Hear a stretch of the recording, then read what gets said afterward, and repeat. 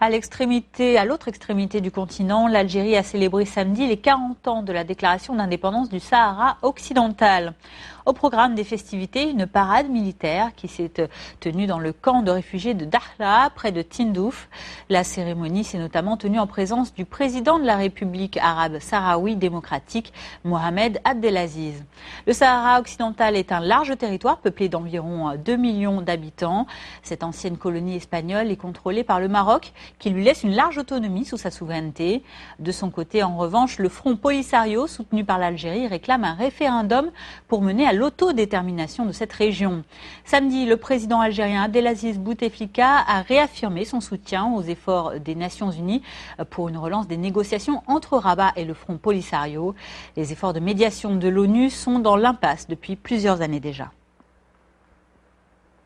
Parmi les convives à la célébration de la fête d'indépendance du peuple sahraoui, des anciens prisonniers politiques, mais aussi un membre de l'Union africaine. Ce dernier s'exprime notamment au sujet de la visite du secrétaire général des Nations Unies, Ban Ki-moon, dans les camps de Tindouf le 5 mars prochain.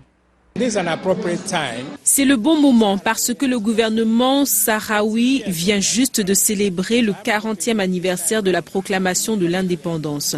Donc j'espère que la venue de Ban Ki-moon va activer le processus, nous permettre d'avoir le référendum que nous voulons.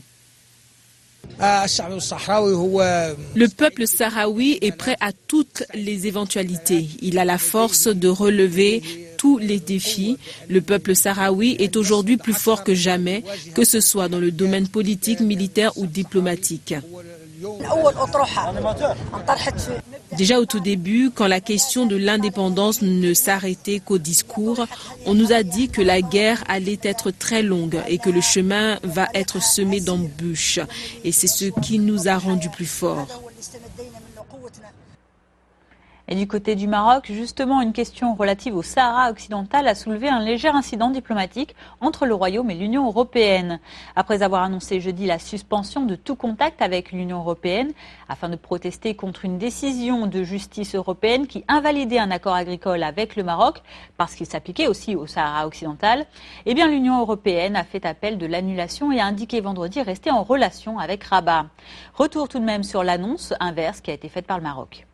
Le gouvernement marocain a décidé de suspendre la communication avec les institutions européennes, à l'exception de ceux qui touchent aux télécommunications en relation avec ce dossier. Le gouvernement a aussi créé un comité ministériel qui se constitue du ministère des Affaires étrangères, de l'Intérieur, de l'Agriculture et de la Pêche maritime, pour suivre de près l'évolution de ce dossier.